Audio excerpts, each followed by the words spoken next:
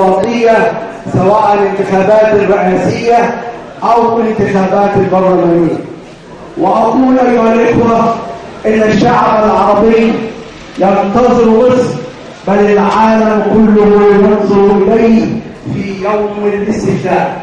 وأقول أيها الإخوة أن الشعب المصري قد خرج من القحط وقد امتلك حريته ولن يعود إلى الوراء، لن يعود إلى نظام الفاسد الذي استمر 30 عاما أبدا، ولن يعود إلى نظام الإخوان أبدا، فإن تعيش حرية وعدالة اجتماعية.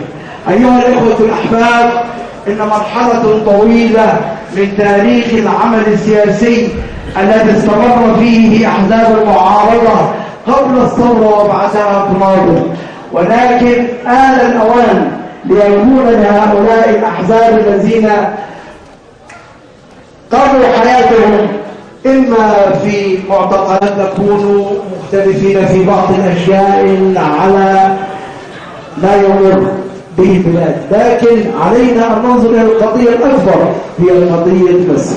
وقضية مصر أعتقد أنها تهمكم جميعا، وأننا مقبلون بإذن الله على استحقاقنا الأول في الدستور. والسلام عليكم ورحمة الله وبركاته.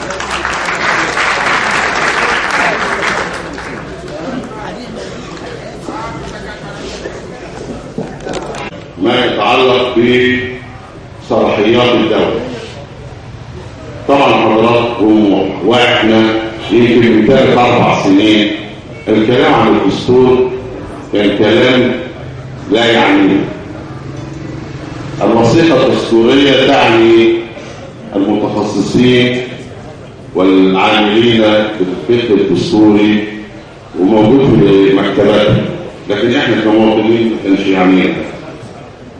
النهارده النصوص الدستورية أصبحت من الثقافة التي فرضت نفسها على كل المواطنين حكاما ومحكومين وبشكل بسيط وواضح ويمكن تفسيره،